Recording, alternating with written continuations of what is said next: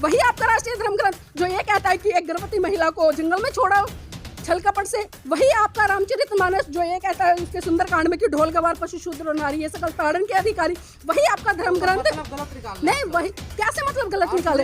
ये तो तमाम तुलसीदास ने भी अपनी रामचरितमानस में लिखा है, गीता प्रेस है उसकी तमाम ऐसी पुस्तकें हैं जिसमें किसी से कहे कि गोबर खा ले ठीक हो जाएगा, खा लेगा वो। आप किसी से गोमूत्र पी लीजिए, कितने लोग खा रहे हैं? भाजपा के कितने लोग खा रहे हैं? आरएसएस के कितने लोग खा रहे हैं? हिंदू लोग कितने खा रहे हैं? क्यों ये अस्पतालों में धक्के खाते? क्यों नहीं गाय का गोमूत्र पी लेते? क्यों नहीं गाय का गोबर खा लेते? अगर इनको इतना ही विश्वास है उन पर तो मैं कहती हूँ एक बार शुरुआत करिए, लोगों के सामने उदाहरण दीजिए ताकि भारत फिर से एक बार विश्व गुरु के रूप में। किसने कहा कि शूद्रों का काम? किसने कहा सेवा करना शूद्रों का काम है? आपको शूद्रों का इतिहास ही नहीं पता। अरे शूद्र तो वो शूरवीर थे जिन्होंने मात्र 500 की संख्या में होते हुए 28,000 पैसों को काट गिरा था और ऐसे काटा था उनको पता भी नहीं चला था। आप किस शूद्र की बात करते हैं? दिक्कत क्यों नहीं है? हिंदू राष्ट्र क्या बात करता है? क्या हिंदू राष्ट्र समानता की बात करता है? क्या हिंदू राष्ट्र भाईचारे की बात करता है? क्या हिंदू राष्ट्र सभी जातियों के एक समान से रूप से रहने की बात करता है? क्या कि हिंदू राष्ट्र आखिर है क्या और कौन सी परिकल्पना है हिंदू राष्ट्र की? जिस दिन भारत हिंदू राष्ट्र स्थापित हो गया, मैं कह रही हूँ कि वो दिन दूर नहीं होगा जिस तरह से पहले दलितों को पीटा जाता था, उनके गले में हांडियां होती थी, पीछे झाड़ू लटकाई जाती थी, वो दिन बहुत जल्दी आने वाला है। अगर ये बहुजन समाज के लोग नहीं जागे तो मैंने कई साधु संतों कई मंत्रियों को बड़े से बड़े हॉस्पिटल में एडमिट हुए देखा और जिस तरह से कोरोना का काल चला तो तब कहाँ इनके चमत्कार चले गए थे? तब क्यों नहीं इन्होंने एक चमत्कारिक फूंक मारी? क्यों नहीं इन्होंने चमत्कार के माध्यम से इस देश में से कोरोना नाम की महाबीमारी को भगा दिया? क्यों नहीं इन्होंने चमत्कार के माध्यम से आज जो देश में एक गरीब अमीर की खाई बनी है, आज जिस तरह से जाति व्यवस्था को लेकर आए दिन दंगे फसाद होते हैं, आए दिन जिस तरह से बहन बेटियों के साथ में अत्याचार शोषण होता है, तो तब इनके चमत्कार कहाँ चले जाते हैं? इससे पहले कितने बड़े बड़े आंदोलन हुए, बहुजन समाज के तमाम लोगों ने, चाहे SC/ST एक्ट हो या रविदास मंदिर का प्रकरण हो या जिस तरह से हाथरस की जो घटना हो या अभी जिस तरह से दिल्ली में जो कंझावला कांड हुआ था उसकी घटना, लोगों ने प्रोटेस्ट तो किए, बहुत बड़े बड़े आंदोलन तो किए, लेकिन उसके बाद क्या?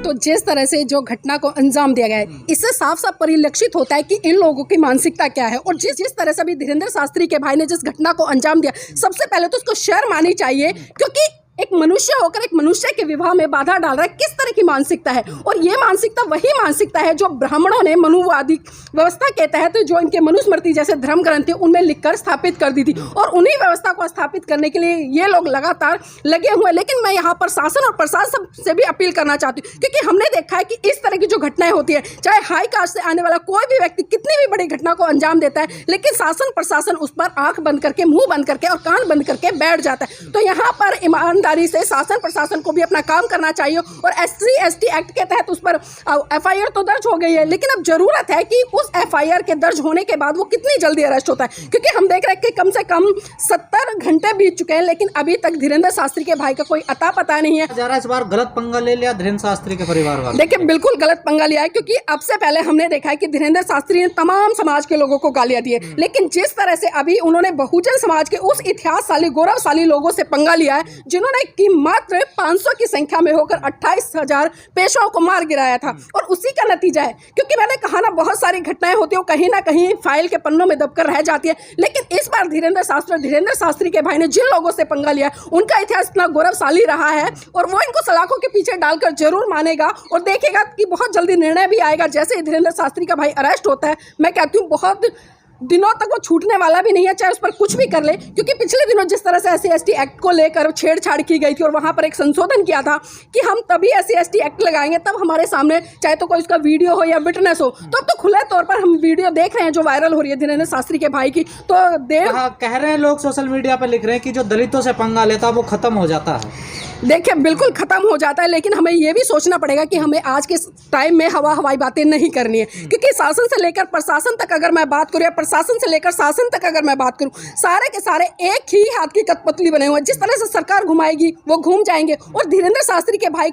आंदोलन तो तेज हो गया ना। देखिए, आंदोलन भले तेज हुआ, इससे पहले कितने बड़े बड़े आंदोलन हुए। बहुजन समाज के तमाम लोगों ने, चाहे SC/ST एक्ट हो या रविदास मंदिर का प्रकरण हो या जिस तरह से हाथरस की जो घटना हो या अभी जिस तरह से दिल्ली में जो कंझावला कांड हुआ था उसकी घटना, लोगों ने प्रोटेस्ट तो किए, बहुत बड़े बड़े आंदोलन तो किए, लेकिन उसके बाद क्या? उसके बाद कहीं ना कहीं ये मीडिया या सरकार में जो बैठे हुए लोग हैं या जो इनकी शय पे काम कर रहे हैं हिंदू राष्ट्र को स्थापित करने के लिए, कोई एक नया मुद्दा छेड़ देते हैं और इन आंदोलनों को दबा देते हैं। जब से ये मामला उजागर हुआ है, धीरेन्द्र शास्त्री मीडिया के सामने सामने नहीं आ रहे हैं, वो बच रहे हैं, तो आप समझ सकते हैं। देखिए नहीं, कहाँ बच रहे हैं बताइए मुझे, कहाँ बच रहे हैं? धीरेन्द्र शास्त्री आज भी खुलकर जो मेन मीडिया है उस पर चर्चा करता नजर आ रहा है। मुद्दे से बच रहे हैं ना। इस मुद्दे से इसलिए बच रहे हैं क्योंकि उनको पता है कि उसके भाई ने गलती की है, और जब व्यक्ति गलती करता तो कैसे मुंह दिखाएगा, कैसे मुंह दिखाएगा। लेकिन ये उन लोगों को भी समझना चाहिए जो धीरेन्द्र शास्त्री के पंडालों में जाकर बैठते हैं, वहां पर हजारों हजारों लाखों लाखों रुपए दान देते हैं। उन मूर्खों को ये सोचना चाहिए कि अपने खून पसीने की जो गाड़ी कमाई है उसको धीरेन्द्र जैसे शास्त्री जो कि 2 टके का अपने आप को, मैं कहूंगी चाहे वो चमत्कारी बाबा का या संत का या साधु का, ऐसे लोगों के पंडालों में क्यों जाते हैं? क्यों ऐसे लोगों को आप आर्थिक रूप से संपन्न करने का काम करते हैं? और जिस तरह से अभी पिछले दिनों हमने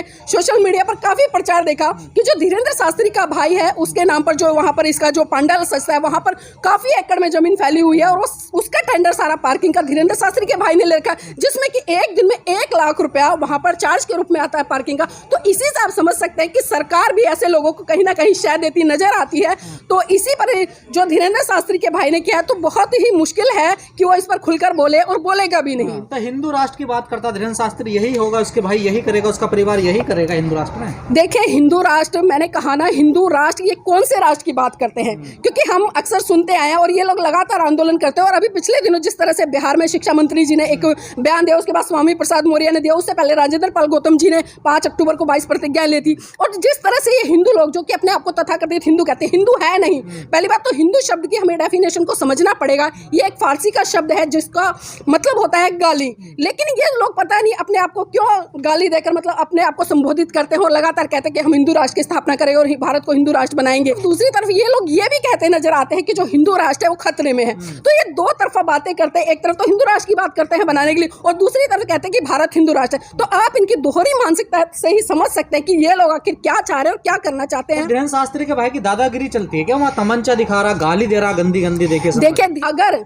पुलिस प्रशासन अगर ईमानदारी से काम करे तो ऐसे 2 टके के गुंडे में कहूंगी कि 1 मिनट में सलाखों के पीछे हो। लेकिन विडंबना वही है ना कि जो ये जितने भी साधु संत है और इनके पांडालों में जो भीड़ बैठती है वो कहीं ना कहीं सत्ताधारी लोगों की वोट बैंक है, और उसी वोट बैंक को बचाने के लिए लोग किसी भी तरह का क्राइम कर जाए, और जो सत्ता पर लोग बैठे होते हैं वो इनको बचाने का काम करते हैं। और अब भी आप इस प्रकरण में देख लेना, क्योंकि मैंने कहा ना 70 घंटे से ज्यादा टाइम हो गया, अब तक उसको अरेस्ट नहीं किया गया। मुख्यमंत्री, ये सांसद, मंत्री क्या करते हैं? या अंधविश्वास को बढ़ावा दे रहे हैं? कैसे विकास होगा? कितना दुर्भाग्य है, आप नहीं समझ रहे। देखिए बहुत बड़ा दुर्भाग्य है, खासकर आज के अगर संदर्भ में भारत के सिनेरियो की बात करूं तो बहुत बड़ा दुर्भाग्य है। अभी पिछले दिनों देखा कि जिस तरह से ये लोग चमत्कारों की बात करते हैं, तो मैंने कई साधु संतों, कई मंत्रियों को बड़े से बड़े हॉस्पिटल में एडमिट हुए देखा। और जिस तरह से कोरोना का काल चला तो तब कहाँ इनके चमत्कार चले गए थे? तब क्यों नहीं इन्होंने एक चमत्कारिक फूंक मारी? क्यों नहीं इन्होंने चमत्कार के माध्यम से इस देश में से कोरोना नाम की महाबीमारी को भगा दिया?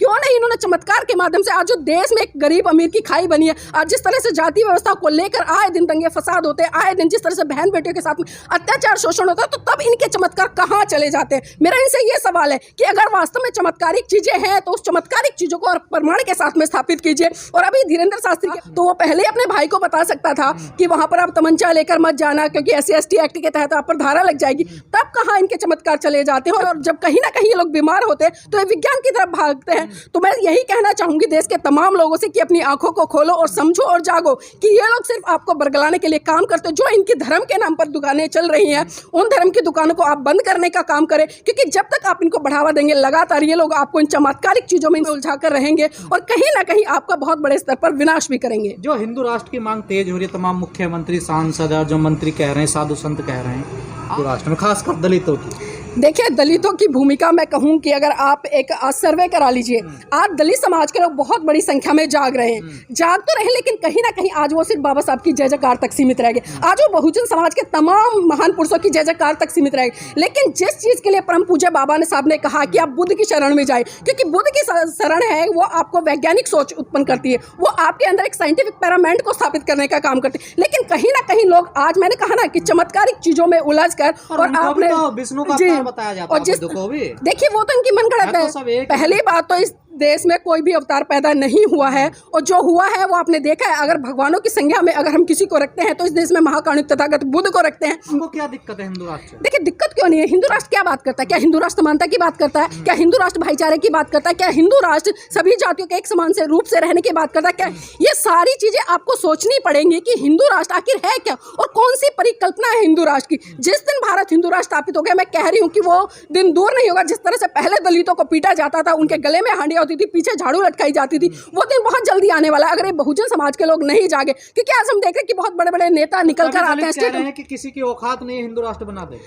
देखिए कह रहे हैं, कह कौन रहे हैं, ये वो लोग हैं जो जागरूक हैं, जो लोग जागरूक हैं वो कह रहे हैं, वो आंदोलन भी कर रहे हैं, लेकिन धरातल पर क्या हो रहा है? हम मंच पर चढ़कर बड़े बड़े भाषण देते हैं, हम मंच पर चढ़कर आह्वान कर देते हैं कि हम भारत को बोध में बनाकर रहेंगे, लेकिन अब धरातल पर क्या हो रहा है? अब धरातल पर देखिए, अभी 2 दिन पहले शिवरात्रि का व्रत गया, उसमें मैं कहती हूँ 90% लोग वो थे जो बहुजन समाज से आते हैं, जो अपने आप को दलित कहते हैं, वो लोग तो जिन्होंने शिवरात्रि का व्रत किया, जो कि कर्मकांड और पूजा पाठ करते वहां पर नजर आए, धतूरे में धुत होकर शाम को नालियों में पड़े नजर आए। तो आप कैसे सोच सकते हैं कि ये लोग, महिलाओं का क्या स्थान रहेगा हिंदू राष्ट्र में, जो महिलाएं आज ऐसे तेज बोलती हैं? देखिए मैं तो कभी भी इसके समर्थन में नहीं हूँ कि हिंदू राष्ट्र की स्थिति होगी मैं महिलाओं की। देखिए स्थिति बिल्कुल साफ है, आप देख लीजिए पिछला सुनहरी उठाकर देख लीजिए देश का क्या होता है। जिस तरह से देवदासी प्रथा इस देश में स्थापित थी, जिस तरह से महिला को पुरुष के अधीन रखा जाता है कि शादी से पहले अपने पिता के अधीन रहे, जवानी में अपने पति के और बुढ़ापे में अपने पुत्र के, तो जो आज महिलाओं को संविधान के तहत जितने भी समान अधिकार रूप से मिले हैं, चाहे पुरुषों के बराबर हो या किसी भी अन्य के बराबर हो, ये सारे हक अधिकार छीन जाएंगे उस हिंदूवादी व्यवस्था में। और ये लोग यही चाहते हैं कि महिला को पैर की जूती, और जिस तरह से तुलसीदास जी ने भी कहा है कि जो ढोल गवार पशु शूद्र और नारी है सकल ताड़न के अधिकारी, तो ये लोग दोबारा से उसी व्यवस्था को स्थापित करना चाहते हैं कि महिला है उसको पीठ सीध कर अपने कंट्रोल में रखो, लेकिन ऐसा होगा नहीं, क्योंकि आज लोग कहीं ना कहीं बहुत बड़े स्तर पर आप लोगों पर आप समाज को तोड़ रहे हैं। नहीं, किस तरह से तोड़ रहे हैं बताइए, किस तरह से तोड़ रहे हैं समाज को? आप एक उदाहरण तो दीजिए कि समाज को तोड़ने का काम करें। जो लोग समाज को तोड़ रहे हैं, जो लोग समाज को बांट रहे हैं, हम हिंदू नहीं हैं। देखिए किसने बांटा है, ये किसने बांटा? अभी जिस तरह से मोहन भागवत ने कहा कि जातियां पंडितों ने बनाई, भगवान ने नहीं बनाई। पहली बात तो उन लोगों को ये समझना चाहिए जो इससे खुश हो गए कि मोहन भागवत ने बड़ी अच्छी स्टेटमेंट दे दी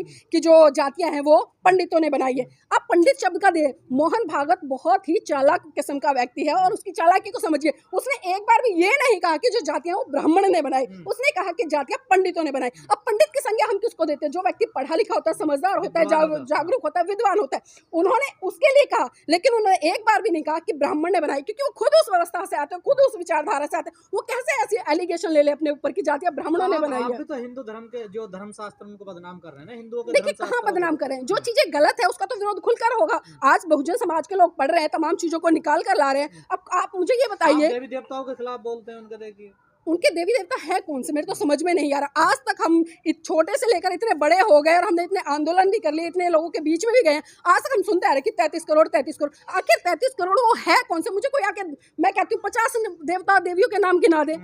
जो 33 करोड़ है उनकी तो बात देखिए। आप उनकी भावनाओं से खेलते हैं। देखिए इनकी भावना का तो कोई लेना देना नहीं है। आप सही बात कह दो, इनकी भावनाएं तुरंत आहत हो जाएंगी। आप विज्ञान से जुड़ी हुई बातें कह दो, इनकी भावना आहत हो जाएंगी। आप किसी भी तरह की ऐसी बात कह दो जो तथ्य पर आधारित है, तो इन लोगों की भावनाएं आहत हो जाएंगी। इसमें हमारी गलती नहीं है। अगर इनको इतना ही भावनाओं का डर है तो अपनी भावनाओं को संभाल कर रखें और सोचे समझे कि आखिर वो क्या करें। जो संविधान तो सबको देता है ना, देखिए आजादी अपनी भावनाओं, देखिए आजादी देता है, लेकिन संविधान ये भी कहता है कि आप किसी भी गलत चीज का प्रचार मत कीजिए किसी भी तरह। जिस तरह से अभी मैंने शिवलिंग का उदाहरण दिया और बताया कि बहुजन समाज के तमाम लोगों ने, अब जो शिवलिंग है आखिर उसका एक शाब्दिक अर्थ हम निकाले तो क्या है? क्या है? अगर आपको कोई अन्य पुरुष आपके घर की महिला को छोड़ दे तो आप क्या करेंगे? मैं कहती हूँ 2 मिनट में मार काट हो जाएगी, 2 मिनट में जेल थाने हो जाएंगे। लेकिन वहीं दूसरी तरफ इस तरह के जो पाखंडवादी जो त्योहार है मनुवादी लोगों ने गढ़ दिए हैं, जो महिलाएं मंदिरों में जाती है तो क्या करती हैं? क्या करती हैं? वो शिवलिंग की पूजा करती है। अब उन मूर्खों से पूछे कि आखिर किसकी पूजा करिए और क्यों पूजा करिए और इनसे मिलेगा क्या? और अभी जिस तरह से आपने बहुत अच्छा मुद्दा उठाया, क्योंकि यहाँ पर मैं अपने दर्शकों को बताना चाहूंगी, मैं ये जो शिवरात्रि का व्रत है इसको लेकर एक कथा चल रही थी देवकी नंदन ठाकुर की। वो कह रहा है कि जो शिव के लिंग पर दूध चढ़ाएगा तो उसको बच्चों की प्राप्ति हो जाएगी और उसके घर में धन संपदा आएगी। अब इस मूर्ख से ये पूछो क्या मतलब बच्चे सिर्फ खाली शिवलिंग पे घी चढ़ाने से पैदा हो जाएंगे या घर में धन संपदा खाली उस पर घी चढ़ाने से हो जाएगी? और उसने तो यहाँ तक कह दिया कि अगर आपके घर में कलेश है या आपको किसी से द्वेष है, आपको उसको खत्म करना है, तो आप क्या कीजिए, जो इत्र है चाहे वो 1 लाख का हो 2 लाख का हो, महंगे से महंगा इत्र शिवलिंग पर चढ़ाइए ताकि आपकी सारी समस्याओं का समाधान हो जाए। तो मैं इस मूर्ख से पूछना चाहती हूँ कि पहले तो ये उदाहरण आकर दे कि कितने शिवलिंग पर चढ़ाने से घर में बच्चे पैदा हुए हैं। कितने लोग ऐसे हैं जो इसके शिवलिंग पर दूध या घी या जो भी शूद्र हैं तो सेवा करिए ना। नहीं, क्यों सेवा करें? किसने कहा कि शूद्रों का काम? किसने कहा सेवा करना शूद्रों का काम है? आपको शूद्रों का इतिहास ही नहीं पता। अरे शूद्र तो वो शूरवीर थे जिन्होंने मात्र 500 की संख्या में होते हुए 28,000 पेशवाओं को काट गिरा था और ऐसे काटा था था, उनका पता भी नहीं चला था। आप किस शूद्र की बात गद्दारी करते की हैं? थी देश के साथ। कैसे गद्दारी की? आज ये देश अगर स्थापित है अंग्रेजों से ना, मिलकर आज आप ये लड़े थे देश पेशवाओं स्थापित से। है ना, तो उन बहुजन सूरवीर योद्धाओं के तहत ही स्थापित है, जिनको आप शूद्र कहने का काम करें। शूद्र का इतिहास मैं नहीं पढ़िए। कह रहा, वर्ण व्यवस्था कहती है देखिए ना वर्ण व्यवस्था क्या है, वो तो अपने अनुसार सारी चीजों को घड़ेंगे, अपने अनुसार सारी चीजों को बनाएंगे, लेकिन ये हम लोगों को भी समझना पड़ेगा कि आखिर वो क्यों कह रहे हैं, किस लिए कह रहे हैं। तो आप भी पुजारी बनना चाहते हैं मंदिर नहीं, का? मुझे नहीं बनना पुजारी, मुझे बिल्कुल पुजारी नहीं बनना, क्योंकि मुझे किसी की खैरात पे नहीं जीना। मेरे हाथ पैर हैं और मुझे संविधान के तहत वो तमाम हक अधिकार मिले कि मैं पढ़ी लिखी हूँ, सक्षम हूँ, जाकर मैं कहीं भी जॉब कर सकती हूँ। तो मुझे खैरात में कुछ भी नहीं चाहिए, चाहे वो कुछ भी क्यों ना मिले। तो ये जो भीख है, ये खैरात है, मंदिर में बैठकर इन पुजारियों को ही मुबारक, इन ब्राह्मणों को ही तो मुबारक। विरोध क्यों करते हो फिर आप लोग? देखिए विरोध करेंगे, गलत चीजों का किसने विरोध नहीं किया? जब गलत चीजें होती है तो इन्होंने विरोध नहीं किया, बाबा साहब ने विरोध नहीं किया, साहब काशीराम ने विरोध नहीं किया, ज्योतिबा फुले ने विरोध नहीं किया, सावित्रीबाई फुले ने विरोध नहीं किया। जब जब देश में गलत चीजें घटी हैं, इस देश के लोगों ने उनका खुलकर विरोध किया है। आपको धीरेन्द्र शास्त्री के दरबार में जाना चाहिए, वहां पर देखिए कि आज जब विज्ञान का दौर है तो वो चमत्कारों की बात करते हैं, आज जब विज्ञान का दौर है तो वो लोगों को पाखंडवाद में धकेलने की बात करते हैं। जब आज विज्ञान का दौर है तो कहीं ना कहीं वो जो गौमूत्र या गाय के पेशाब में लोगों को नहलाने धुलाने की बात करते हैं, उनसे बीमारियों को भगाने की बात करते हैं। ये परंपरा है भारत की, ये कैसी सनातनी परंपरा है? कैसी परंपरा है? आप ये बताइए मुझे, आप किसी से कहे कि गोबर खा ले ठीक हो जाएगा, खा लेगा वो? खाने आप नहीं किसी लोग से कहे गोबर। गौमूत्र पी लीजिए, कितने लोग खा रहे हैं? भाजपा के कितने लोग खा रहे हैं? आरएसएस के कितने लोग खा रहे हैं? हिंदू लोग कितने खा रहे हैं? क्यों ये अस्पतालों में धक्के खाते हैं? क्यों नहीं गाय का गौमूत्र पी लेते? क्यों नहीं गाय का गोबर खा लेते? अगर इनको इतना ही विश्वास है उन पर, तो मैं कहती हूँ एक बार शुरुआत करिए, लोगों के सामने उदाहरण दीजिए, ताकि भारत फिर से एक बार विश्व गुरु के रूप में उभरे। जेल जाएंगे। देखिए मैं भावनाएं नहीं भड़का रही हूँ, मैं सच कह रही हूँ। इन लोगों को इस तरह की बातें कर देना बंद कर देना चाहिए। देखिए मुझे किसी का डर नहीं लगता, मैं प्रमाण के साथ में बात करती हूँ। मैंने कहा ना, अगर कोई व्यक्ति बीमार है, आप गोबर खिलाकर उसको ठीक करके दिखा दो। मैं कहती हूँ विश्व स्तर पर आपको पता नहीं कितने बड़े बड़े वाले भूत निकाल देते हैं। भूत नाम की तो कोई चीज होती नहीं है, और ये अपने ही बीच में से 10-20 लोग इकट्ठे करते हैं, जिसको कि आम जो पब्लिक है बेचारी निर्दोष है, मासूम, जिसको कुछ समझ नहीं आता, उसको सिर्फ उसकी जेब से पैसा निकालने के लिए ना समझ अनपढ़ आप लोगों को बता रहे हैं वो। ये आप कैसे वो कर रहे हैं, और वो कैसे तुलना कर रहे हैं कि कौन अनपढ़ है, कौन समझदार है या कौन ना समझ है? देखिए धीरेन्द्र शास्त्री जैसे लोग बहुत आते हैं, क्योंकि हमने देखा है कि जब जब कहीं ना कहीं सत्ता में परिवर्तन आता है तो बहुत सारे साधु संत आबा बाबा चेंज होते रहते हैं। इससे पहले आपने राम रहीम को भी देखा होगा, आसाराम बाबू को भी देखा होगा, और भी तमाम ऐसे बाबा रहे जो आज सलाखों के पीछे डल रहे हैं। और अभी कर देना चाहिए नहीं राष्ट्रीय ग्रंथ किस आधार पे करना चाहिए? किस आधार, मैं वही कह रही हूँ, किस आधार पर धीरेन्द्र शास्त्री जी कर देना चाहिए? और आपके रामचरितमानस में ऐसी क्या चीजें लिखी हैं कि उसको राष्ट्रीय धर्म ग्रंथ हो? वही आपका राष्ट्रीय धर्म ग्रंथ जो ये कहता है कि एक गर्भवती महिला को जंगल में छोड़ा छल कपट से, वही आपका रामचरितमानस जो ये कहता है उसके सुंदरकांड में कि ढोल गवार पशु शूद्र और नारी ये सकल ताड़न के अधिकारी, वही आपका धर्म ग्रंथ। मतलब गलत निकाल नहीं, वही कैसे मतलब गलत निकाले?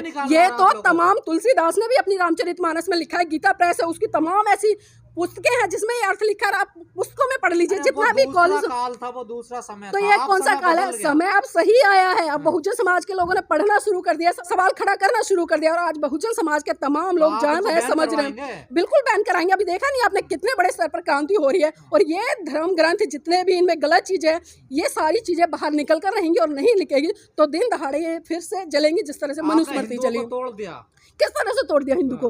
हिंदू है ही नहीं तो टूटेंगे कहां से? अब फिर बार बार कहते हैं मैं, किसने कहा हिंदू? मैं हिंदू नहीं हूँ। हिंदू अगर मैं अपने आप को कहती हूँ तो मैं अपने आप को गाली दे रही हूँ। मैं हिंदू नहीं हूँ। मैं आपको बता दूं, मैं सबसे पहले इंसान हूँ और उसके बाद मैं भारतीय हूँ। और जो भी ये धर्म या हिंदू सिख ईसाई में सबको बांटा रहता है वो हिंदू है, ऐसा कहना है इन लोगों का। देखिए इनका कहना तो पता नहीं क्या क्या है। मैं क्या कहूँ, लोग फिर से इनकी भावनाएं याद हो जाएंगी, तो इसलिए छोड़ दीजिएगा कि ये क्या सोचते और या क्या कहते हैं। अगर इन पर हमने चर्चा शुरू कर दी तो फिर से इनकी भावनाएं याद होंगी और फिर से ये हल्ला गुल्ला करेंगे, तो इस विषय को यहीं पर छोड़ दे तो अच्छा रहेगा।